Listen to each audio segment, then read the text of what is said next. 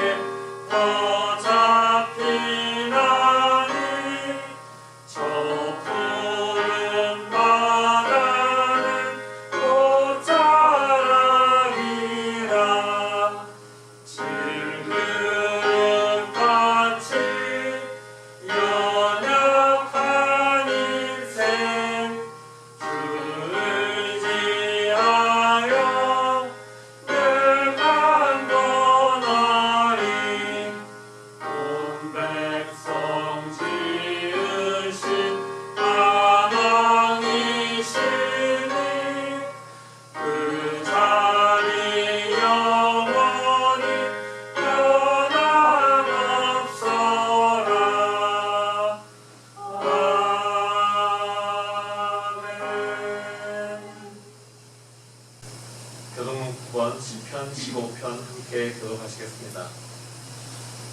여호와여 주의 장막에 머물 자 누구 오며 주의 성상에 서는 자 누구 오니까 정직하게 행하며 공의를 실천하며 그의 마음에 진실을 말하며 그의 혀로 남을 허물하지 아니하고 그의 이웃에게 악을 행하지 아니하며 그의 이웃을 비방하지 아니하며 그의 눈은 망령된 자를 멸시하며 여호와를 미워하는 자들을 전대하며 그의 마음에 소원한 것은 해로울지라도 변하지 아니하며 위자를 받으려고 돈을 부어주지 아니하며 의문을 받고 무죄한 자를 해하지 아니하는 자이니 너를 행하는 자는 영원히 흔들리지 아니하리이다.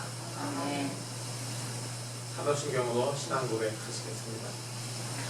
전능하사 신비를 만드신 하나님 아버지를 대하면서 그 외아들 우리 주 예수 그리스도를 위해서 이는 성령을 향하사 공경하게 하시고 분별자들에게 고난을 받사 십자가에 못 박혀 주시고 장사지 사람의 주자 가운데서 다시 살아나시며 하늘로부터 전능하신 하나님의 계시다가 때로서 산자와 친구들을 시험하시고자 성령을 믿사오며 형을 거룩하며 주의 구하여 주신 것과 오늘 사신 것과 영원히 사는 것을 믿사옵나이다. 아멘. 성부 성자 성령 찬송과 영광 돌려받으며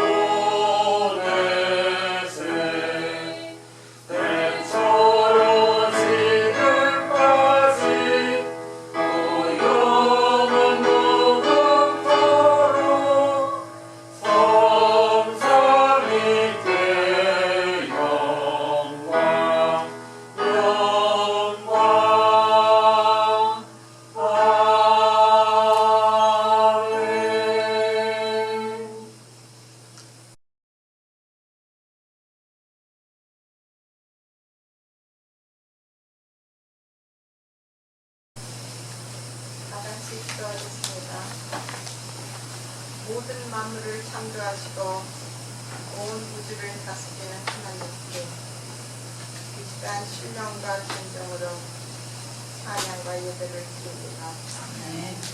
사랑의 주님, 오늘도 새날을 허락하여 주셔서 감사합니다. 우리의 몸이 되시고 머리가 되신 주님 앞에 우리의 모든 것을 부탁드립니다. 우리를 이끌어 주시옵소서. 돌아보건대 지난 한 주 우리의 생각과 말과 행동들이 주님을 기쁘게 하지 못한 게 있습니다. 우리의 죄를 용서하시고 예수님의 온전한 피로 깨끗이 씻어주셔서 우리의 삶을 거룩하게 살 수 있도록 도와주시고 성령으로 우리를 인도하사 하루하루가 더욱더 예수님을 닮아가게 하소서.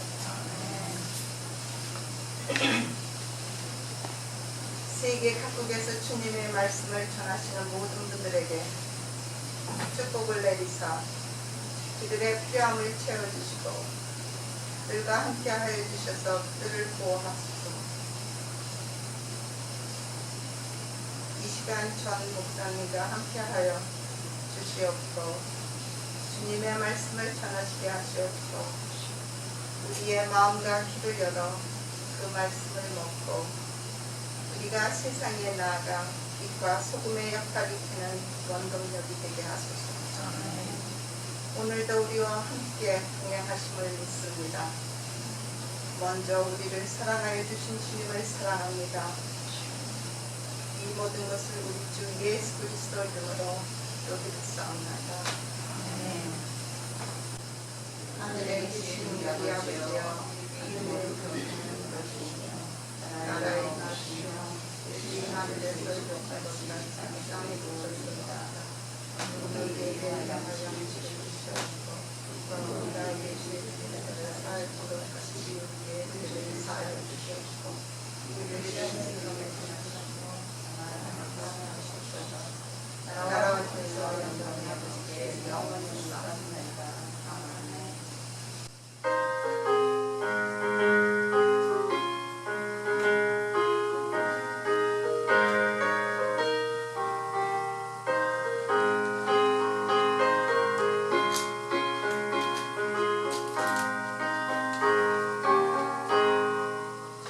예수 집사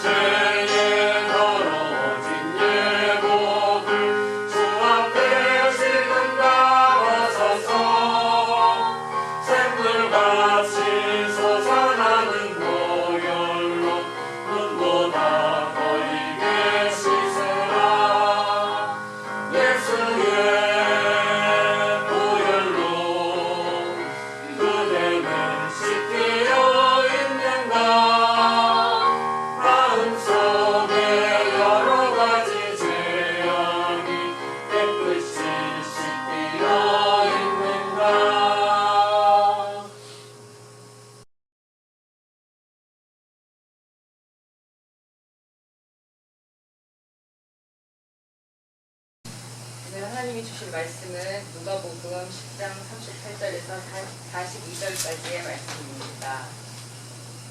찾으실 줄 알고 읽겠습니다. 그들이 길을 가다가 예수께서 어떤 마을에 들어가셨다. 마르다라고 하는 여자가 예수를 자기 집으로 모셔드렸다.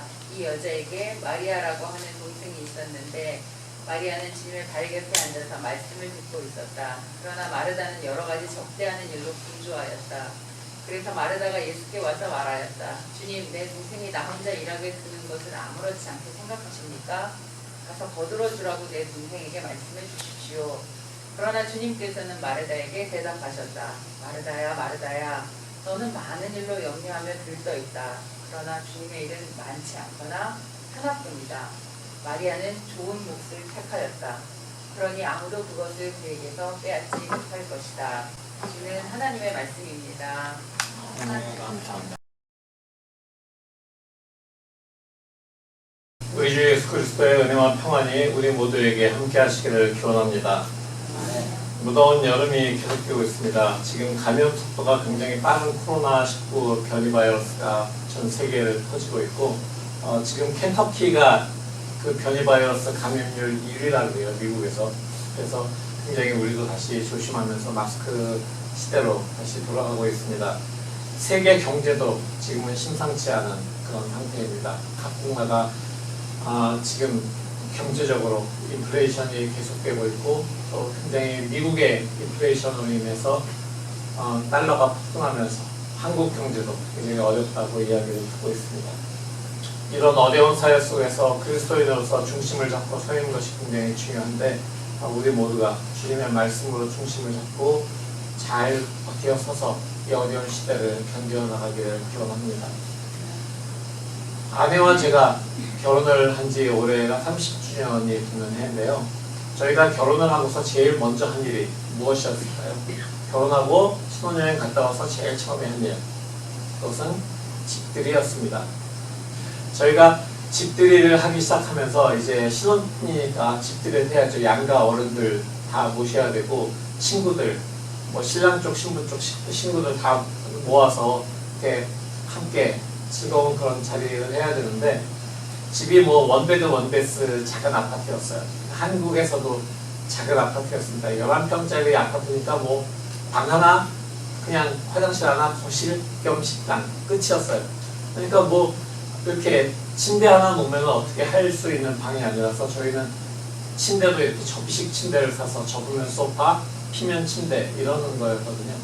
그래서 침대를 접어놓고 소파로 쓰고 방에다가 상을 차려놓고 식구들과 친구들을 모아서 집들을 했습니다. 손님 초대를 하려고 하면 뭐가 필요한가요? 우선 날짜 정해야죠. 시간 정해야죠. 점심이냐 저녁이냐 뭐 이런 것 때문에. 그 다음에 초대 대상을 누구로 할 거냐, 메뉴를 뭘로 할까, 그런 거는 다 정해야 됩니다. 그 다음에 뭐 합니까? 장 보러 가야죠. 장 보러 가서 장 보고 오고 또 장 보고 오는 동안에 한 사람은 집안을 정리하고 청소하고 쓸고 닦고를 해야 됩니다. 다 그렇게 해놓고 나서 요리해야죠. 사람들 오기 전에 그 딱 시간에 맞춰서 따뜻하게 먹을 수 있도록 모든 걸 장만해야 됩니다. 그 다음에 돌아가신 다음에 다 집으로 돌아간 다음에 설거지 해야죠. 청소해야죠. 다 그렇게 하고 나면은 완전 몸이 곤죽처럼 이렇게 무너집니다. 근데 그때 이후로 우리 가정에 뭐 손님 맞이하고 이러는 것은 그때부터도 그렇지만은 아내와 제가 함께하는, 제가 아내를 돕는 그런 조수의 역할을 하면서 그 모든 일들을 감당해야 됐습니다. 물론 아내가 더 힘들고 더 수고를 많이 하지만 그래도 저도 있는 힘껏 아내를 도와야 됐습니다. 근데 집들이가 거기에서 끝났느냐? 그게 아니죠. 이사를 그 이후에도 4번 정도 더 다녔습니다. 그러니까 그 이사할 때마다 한 2년마다 이사할 때마다 계속해서 집들이를 했어야만 했습니다. 심지어는 한국에 저희가 잠시 미국에 왔다가 예수전도사 훈련을 마치고 돌아가서 정말 10평인가요? 때는 아주 작은 오피스텔에 있을 때 거기는 뭐 들어가면서 신발 벗는 옆에 주방이 있고 그냥 화장실 있고 방 그리고 끝이었어요. 근데 거기에서도 심지어 저희 교회 식구들은 와서 집들이라면서 저희 집에 쳐들어오면서 밥 먹는 시간을 마련해라 이렇게 강요해서 저희 집에서 굉장히 많이 모이기도 했습니다. 그리고 뭐 미국에 와서도 그 집들이는 계속됐습니다. 저희가 학교 기숙사를 할 때도 뭐 그 다음에 아파트나 단독주택 렌트할 때도 또 집을 사서 움직였을 때에도 계속 집들이를 하게 되고 또 오래간만에 오는 사람은 또 저희 집에 와서 묵으면서 또 그렇게 지내고 가기도 했습니다. 뭐 저희가 주말마다 파티를 즐기는 무슨 파티 피플은 아니었어요. 근데 그래도 사람들과 함께 음식을 나누고 이렇게 이야기를 나누고 하는 것들이 굉장히 즐거웠기 때문에 저희는 기쁨으로 그 일들을 감당할 수 있었습니다. 그래서 찾아오는 사람들과 이야기하는 시간, 그것이 얼마나 기쁨을 주는 것인지 저희는 잘 알고 있었습니다. 특별히 미국에 와서도 그렇지만은 한국에서도 교회 식구들하고 모이는 일들이 굉장히 재미있었어요. 어쩜 그렇게 재미있게 오랜 시간을 놀 수 있는지, 그리고 음식이 그렇게 끝없이 나올 수 있는지, 그거는 저희 집뿐만이 아니라 저희가 다른 집에 가서도 똑같은 그런 일을 경험하게 되는 것이었습니다. 어쨌든지 손님을 접대한다는 것은 되게 힘들지만 즐거운 일인 것은 분명합니다. 오늘 성서일과의 구약 독서 본문인 창세기를 보면은 아브라함이 자기 집 앞에 이렇게 나와서 서 있다가 어떤 3명의 낯선 손님들을 대접하는 그런 이야기로 시작이 됩니다.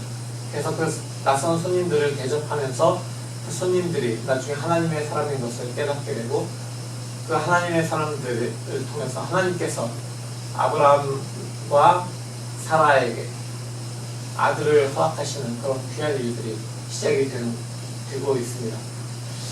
오늘 신약의 복음서도 손님 접대와 관련된 그런 이야기가 전개됩니다. 예수께서 한 마을에 들어가셨습니다. 예수와 제자들이 그 마을에 사는 마르다라고 하는 여인의 집에 들어가십니다. 예수께서 그 집에 들어가시자마자 아마 마르다가 저희 집에 오십시오라고 초청을 했겠죠. 그러니까 그 집에 들어가셨겠죠.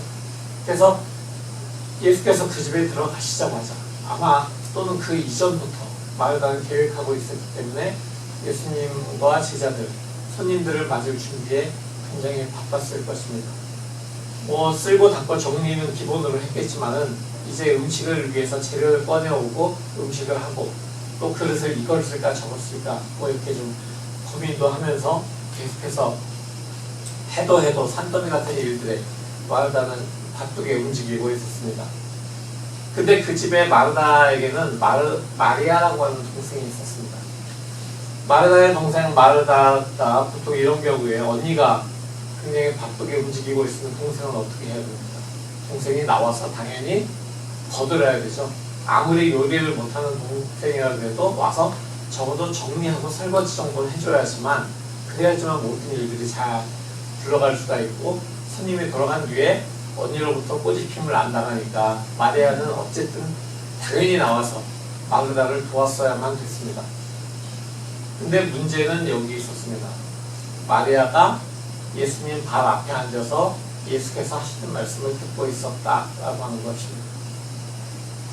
마르다는 너무 바빠서 동생이 어디 있는지 생각할 겨를도 아마 없었을 것입니다.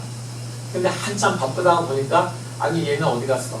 딱 보니까 예수님 발 앞에 앉아 있는 거예요. 아니 언니가 이렇게 급하면은 내가 이렇게 급하게 동동거리고 다니면 나와서 가야지. 쟤는 도대체 뭘 하는 거야? 라는 생각이 들었는데 금방 또 옆에서 누가 부르고 하니까 다시 잊어버리고 이래 글중합니다. 그러다가 화가 끝까지 솟아오릅니다. 그래서 당장 들어가서 야 나와! 이러고 싶었지만 예수가 계시니까 예수님에게 가서 조용히 이야기합니다. 마리아에게 직접 얘기하면은 야 너 생각이 있어 없어? 빨리 나와야 될 거 아니야? 이렇게 얘기할 수 있었겠지만 예수님이 계시니까 차마 그렇게 얘기를 못하고 주님 내 동생이 나 혼자 일하게 된 것을 아무렇지 않게 생각하십니까? 가서 거들어 주라고 내 동생에게 좀 말씀해 주십시오. 이렇게 주님한테 이렇게 쿠션으로 이야기를 하는 거죠. 옆에서 듣고 마리아가 깨달으면 나오게끔 그렇게 이야기했습니다. 물론 마르다의 한쪽 구석에는 눈치 없는 동생을 그냥 내버려두는 예수님에 대한 어떤 원망 그런 것들도 서운함 이런 것들이 있었을 겁니다. 근데 예수님의 대답이 완전 반전이었죠. 예수님께서 이렇게 말씀하십니다. 마르다야 마르다야 너는 많은 일로 염려하며 들떠있다. 그러나 주님의 일은 많지 않거나 하나뿐이다. 마리아는 좋은 몫을 택하였다. 그러니 아무도 그것을 그에게서 빼앗지 못할 것이다. 이 짧은 이야기를 들으면서 예전에는 그렇지 뭐 주님의 이야기, 주님의 말씀이 중요하지 라고 그렇게 그냥 생각을 했었습니다. 뭐 교회에서 다른 일 하는 것보다 주님의 말씀 듣는 것, 뭐 예배 드리는 것 이게 더 중요하지 라고 생각을 했었어요. 근데 마르다의 입장에 제 자신을 대입해 보니까 조금 생각이 달라지기 시작합니다. 손님 접대는 굉장히 즐거운 일이고 식구들이 힘을 모아서 손님을 대접하는 것이 당연한 일입니다. 근데 마르다의 입장에서 볼 때는 마리아가 굉장히 눈치 없게 예수님 곁에 앉아있는 것, 이거는 속이 터질 일이었죠. 다 같이 힘을 모아서 후딱 상 차리고 함께 먹으면서 예수님 이야기를 같이 들었으면 얼마나 좋겠습니까? 근데 자기는 바빠 죽겠는데 마리아는 처음부터 예수님 곁에 앉아서 그냥 얘기만 듣고 있으니까 마르다의 입장에서는 정말 화가 날 지경이었습니다. 근데 거기에다가 예수님께서 마리아는 좋은 것을 택했다라고 말씀하시니까 자기 편을 안 들어주니까 얼마나 속이 상하겠어요. 사실 사람이 심정 상하는 거는 내 편 안 들어줄 때 심정 상하기 시작하거든요. 그럴 때 섭섭마귀가 들어와가지고 섭섭해 라는 생각이 들면은 굉장히 이제 그 섭섭한 감정이 오래갑니다. 제가 어려서부터 할아버지 할머니의 양육을 받으면서 자랐습니다. 저희 할아버지가 장로님이고 할머니가 권사님이셨기 때문에 저희 집에는 손님들이 자주 오시기도 했습니다. 7, 80년대 살아보신 분들은 뭐 다 아시겠지만 그 당시에 다 좀 어려웠어요. 그리고 저희 집에 특별히 아버지가 사업을 몇 번 말아보시는 바람에 좀 어려웠습니다. 은행에서 사람들이 많이 나왔었어요. 근데 은행에서 온 사람도 할아버지 할머니하고 이야기하면서 그냥 앉아서 이야기하지 않았습니다. 할아버지 할머니는 설탕물이라도 한 그릇 타서 그 사람에게 주는 그런 손접대를 꼭 하셨었습니다. 누구든 그냥 보내지 않는다라고 하는 것이 할아버지 할머니의 원칙이었기 때문에 저도 누가 오시면 일단 차 한잔 하실래요? 차부터 하고 그 다음에 뭐 일을 진행하든지 말을 하든지 뭐 이렇게 합시다 라고 이야기를 합니다. 물론 손님이 왔을 때 저에게 어떻게 해야 되고 오기 전에 뭘 해야 되고 오시면 뭘 해야 되고 또 간 다음에 어떻게 해야 되는지를 잘 체계적으로 가르쳐준 건 제 아내입니다. 그래서 제가 오랜 시간이 걸려서 배우기도 했지만 그래도 시키는 것 위주로 하는 그런 저인 것을 지금 솔직하게 얘기할 수밖에 없습니다. 그래도 다른 가정에 초대받았을 때 그럼에도 불구하고 다른 가정에 초대받았을 때 그 집 남자 사람이 아무것도 안 하고 가만히 앉아있는 거 보면은 저도 속이 터지거든요. 그래서 제가 가서 뭘 도와드릴까요? 이렇게 이야기를 합니다. 물론 사람에 따라서 남성의 일, 여성의 일 이렇게 구분하는 거 그거는 별로 좋지 않은 것 같습니다.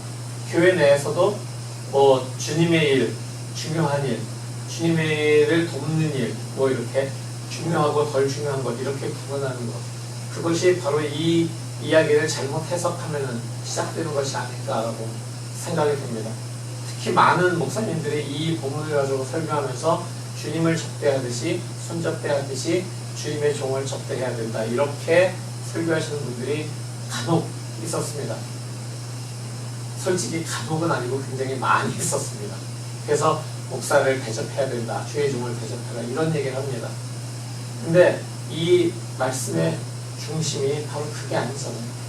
손 접대해서 뭐 주님의 종을 대접해라 이런 얘기는 절대 아닙니다. 여기에서 많은 사람들은 예수님의 대답에서 좋은 것이 무엇일까라는 것에 집중합니다. 그래서 다른 설교자들은 좋은 것이 무엇이냐, 마리아가 그 좋은 것을 택했으니까 우리도 그 좋은 것을 택하자 이렇게 이야기합니다. 근데 이렇게 이야기하기 시작하면은 마리아가 택한 것은 좋은 것, 마르다가 하고 있는 것은 덜 좋은 것 이렇게 이분법적으로 생각하게 될 수 있습니다. 무언가 이렇게 위계적으로 생각할 수도 있어요. 또는 마리아는 굉장히 좋은 거 하니까 좋은 사람이고 마르다는 별볼일 없는 부엌일 하고 있으니까 좀 아래쪽 사람으로 보는 믿음이 덜하니까 나는 예수님 말씀 드릴게 믿음이 좀 모자란 당신은 부엌 일 하시오. 이건 아니잖아요. 우리가 주일에 교회 옵니다. 예배 돕기 위해서 반주자로 섬깁니다. 제단을 아름답게 꾸미려고 꽃을 준비해 오세요. 문 앞에서 인사하면서 반겨줍니다. 대표기도 성경봉도 또 목회자는 설교와 축도 이런 것들을 하고요. 간식 준비하시는 분들도 있죠. 그 중에서 제일 중요한 게 뭘까요? 제일 좋은 것, 그렇게 안 좋은 것 이렇게 구분하는 분들에게 그렇게 질문하면은 아마 말문이 좀 막히실 수 있을 것 같아요. 다른 교회는 뭐 지금 찬양팀 성가대 그리고 우리도 계시지만은 재정부로 섬기는 것, 식사 설거지, 성경 공부 진행하는 것 이런 것 중에서 그럼 제일 좋은 것부터 제일 안 좋은 것까지 순위를 매길 수 있습니까? 그렇지는 않아요. 그렇게 되면은 이건 교회가 아니라 싸움판이 될 수도 있습니다. 잘못 순위 매기다 보면은 모든 사람의 마음이 섭섭해질 수 있습니다. 누가 더 중요한 일을 하는가? 나는 왜 이런 허드렛 일을 해야 되는가? 그런 걸 따지면서 말이죠. 그러면 어떻게 해야 됩니까? 도대체 예수님께서는 무슨 말씀으로 마르다를 향해서 그렇게 말씀하셨던 걸까요? 다 함께 예수님의 말씀을 다시 한번 천천히 읽어보겠습니다. 천천히 읽을 테니까 잘 들어보세요. 마르다야 마르다야 너는 많은 일로 염려하며 들떠있다. 그러나 주님의 일은 많지 않거나 하나뿐이다. 마리아는 좋은 몫을 택하였다. 그러니 아무도 그것을 그에게서 빼앗지 못할 것이다.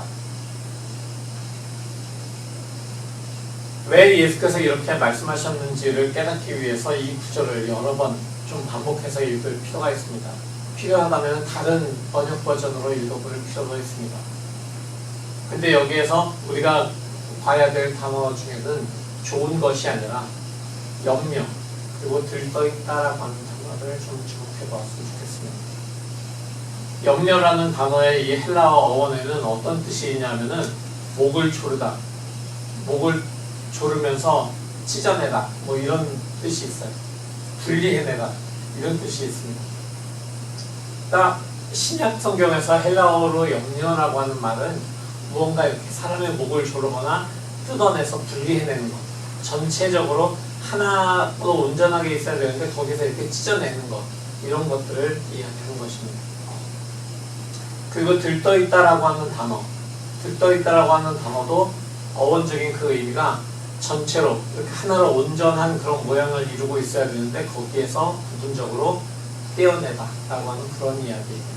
그러니까 온전한 것을 온전치 못하게 만드는 것, 그것이 들떠있다라고 하는 단어의 뜻이에요. 굉장히 부정적인 그런 의미의 단어들입니다. 한 사람을 일관성이 없고 분열되고 온전함을 누릴 수 없게 만드는 그런 상태를 가리키는 단어들입니다. 예수께서 마르다가 바로 그런 상태에 있는 것을 주목하신 것입니다. 마르다는 예수님을 초대했습니다. 그런데 예수님께 집중할 수 없었습니다. 왜냐하면 해야 될 일이 너무 많았기 때문이죠. 할 일은 산더미인데 마리아의 태도가 마르다의 마음을 더욱 갈갈이 찢어버렸습니다. 그로 인해서 손접대의 기쁨도 사라졌습니다. 예수님을 모신 그 이유도 예수님이 와 계시다는 그 사실 자체도 잊어버릴 만큼 그렇게 바빠졌습니다.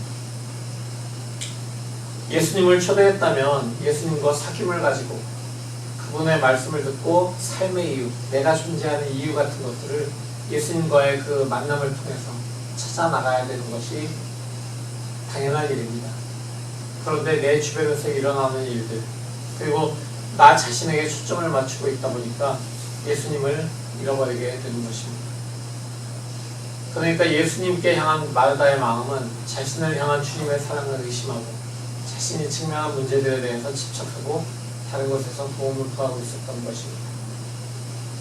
좀 자세하게 이걸 얘기해 본다면 예수를 믿고 예수의 제자로 살아가는 우리의 삶이 온전한 그리스도와의 사귐에 집중하지 못하고 종종 주님이 나를 사랑하시는 거 맞아? 라고 의심합니다. 내가 처한 주변 상황 또는 내가 직면한 문제들에 집중해서 예수의 제자인 것을 잊어버리게 됩니다.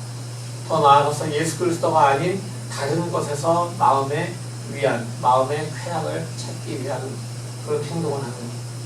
그러니까 마음이 복잡하고 속이 시끄러우니까 아유 유튜브나 좀 보시고 유튜브 보고 인터넷 검색하고 이렇게 하는 것, 이런 것들이 지금 마르다가 처한 상황과 같은 것이다 라고 하는 이야기입니다.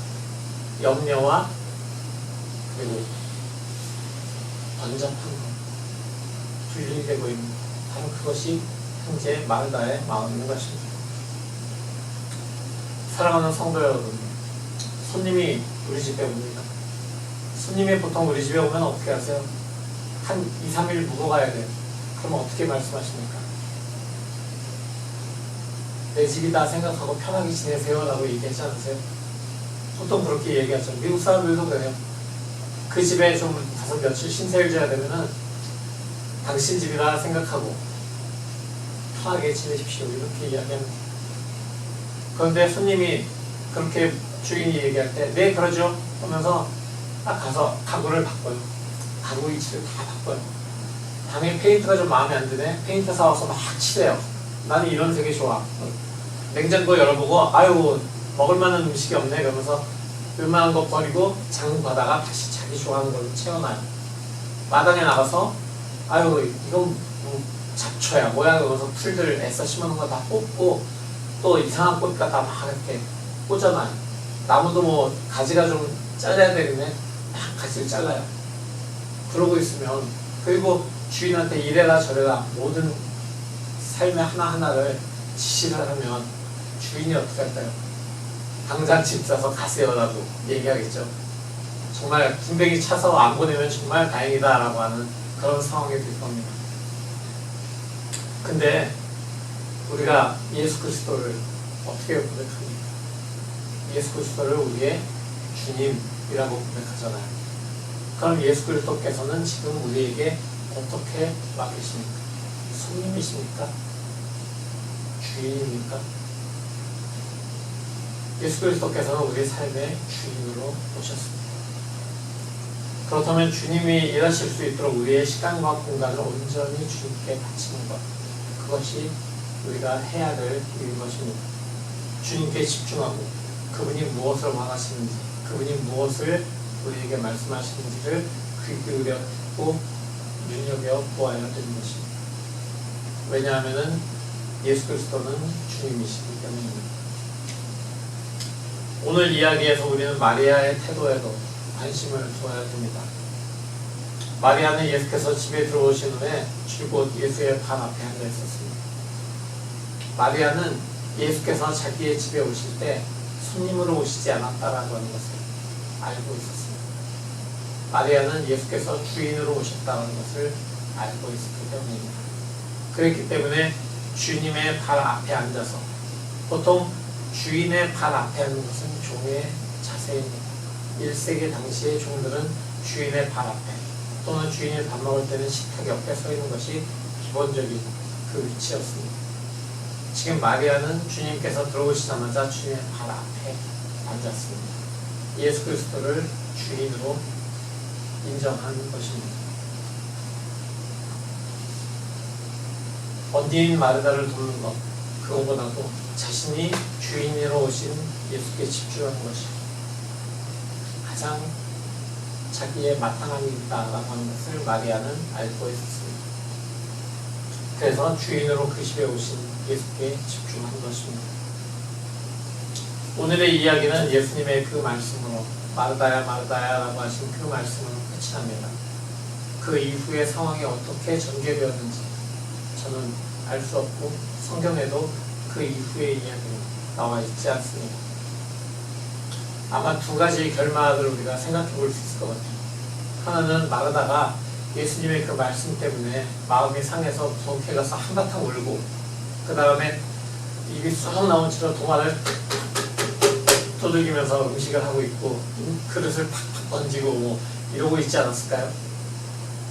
아니면 다른 결말이라고 한다면 예수님의 그 말씀에 예수님께서 마르다야 마리아는 가장 좋은 것을 취하였다라고 하신 그 말씀을 듣고 아 그렇구나 주님께서 나에게 마리아에게 주인으로 오셨구나 그러면은 주인의 곁에 있는 것이 가장 지금 내가 해야 될 일이구나 라는 것을 깨닫고 마리아와 함께 주님의 발 앞에 앉아서 주님의 이야기를 들었을 수도 있습니다. 사랑하는 성도 여러분, 예수 그리스도는 우리의 삶의 주인으로 오셨습니다. 새로운 생명을 가지고 우리에게 오셨습니다. 그렇다면 우리의 반응은 선접대하는 그냥 주인의 마음과 태도가 아니라 전적으로 예수 그리스도를 우리의 삶의 주인으로 인정하고 그분의 음성을 듣는, 그분께 순종하는 그런 태도로 살아가야 되는 것입니다. 이 시간 여러분께 물어봅니다. 예수 그리스도는 우리 각자의 삶에 어떤 분으로 오셨습니까? 주인으로 오셨습니까? 아니면 손님으로 오셨습니까?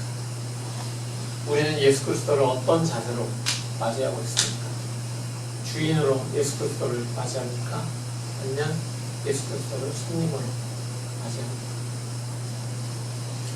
말씀을 정리해 봅니다. 예수님께서 마르다에게 하신 말씀은 마르다의 질문에 대한, 마르다가 행하였던 것에 대한 비판이 아닙니다. 마르다 역시 나에게 나오라, 너 역시 나에게 나와라 라고 하는 초청입니다.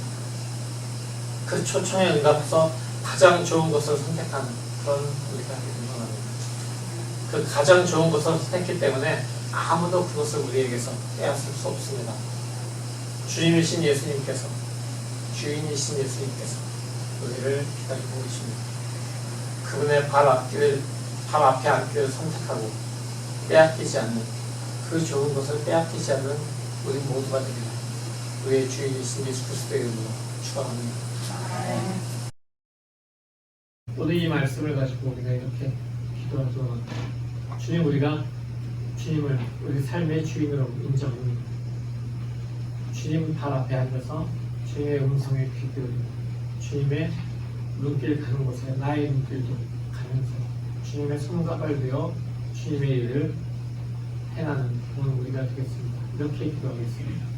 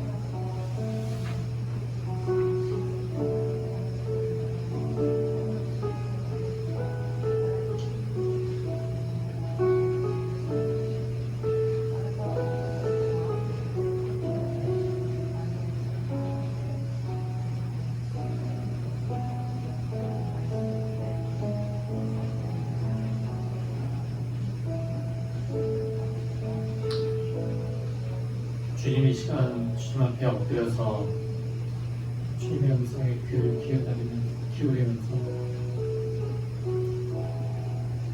조용히 기다립니다. 나 자신을 돌아봅니다. 예수 그리스도를 주라고 고백하면서도 주님이 사랑의 주님이신 것을 우리가 깨달았으면서도 경험했으면서도 정말 주님이 나를 지금 사랑하고 계신 거 맞아? 라고 의심하는 우리의 모습이 있으면 그 시간 주님 앞에 고백하며 다시 눈물로 회개합니다. 주님이 주인이시로 오셨는데도 내 마음대로 하려고 하는 부분들이 내 삶에 있었으면 내가 주님께 모든 것을 내려놓고 주님의 그 답하심을, 주님의 해결하심을, 주님의 손을 구해야 될 텐데 그렇지 않고 다른 곳에서 모든 해결책을 구하고 있었으면 지금 고백하며 회개합니다. 주님, 이 시간 우리의 마음에 오신 그 주님을 진정한 주인으로, 나의 삶의 주인으로 오시고 내 삶의 모든 것을 내려놓고 오직 주님 앞에, 주님의 발 앞에 앉아있는 우리의 삶 될 수 있도록 인도하여 주시옵소서. 물론 우리가 주님을 모시면서 해야 될 많은 일들이 있습니다. 그 많은 일들 중에서도 가장 좋은 건 오직 하나, 주님의 발 앞에 앉아있는 것, 주님의 음성을 듣는 것, 주님께 내 마음을 내놓고 주님께 나아가는 것, 주님과 사귀는 것, 그 모든 것을 택하는, 가장 귀한 하나를 택하는 것, 우리가 될 수 있도록 주님 함께하여 주시옵소서. 우리 삶의 주인이신 예수 그리스도의 이름으로 기도합니다. 아멘.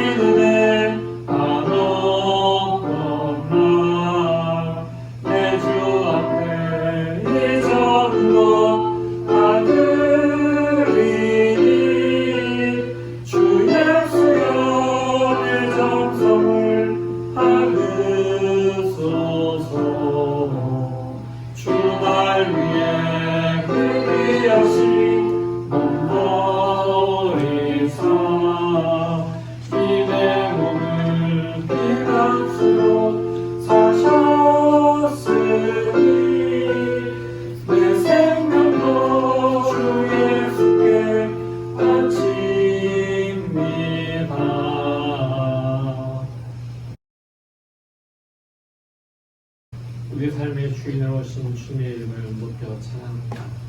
주님께서 내 삶을 주관하시고 새 생명으로 살아가게 하시면서 또 이 세상에서 새 생명으로 살기에 부족하지 않도록 물질의 복 또한 내려주시니 감사드립니다.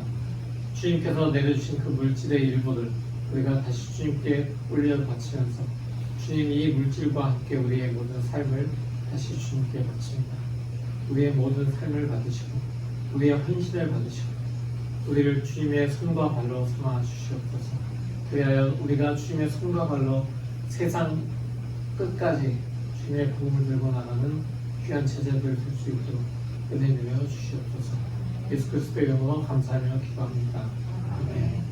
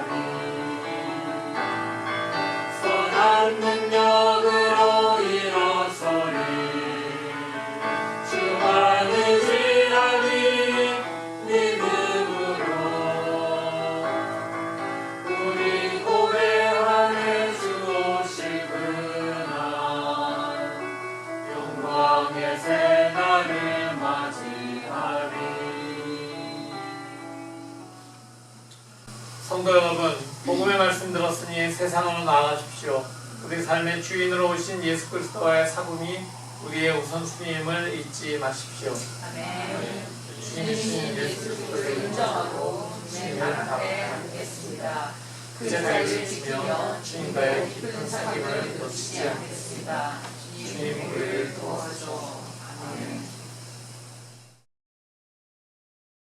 이제는 우리 주 예수 그리스도의 무한하신 은혜와 아버지 하나님의 지극하신 사랑하심과 성령의 가만 감동하시며 동행하심이 이제 주님의 제자로 주님을 주인으로 모시고 살기로 결단하고 돌아가는 모든 성도들의 머리 위 그들의 가정과 하나님 이름이 학업이 영원토록 함께 하시옵기를 간절히 축원하옵나이다. 아멘.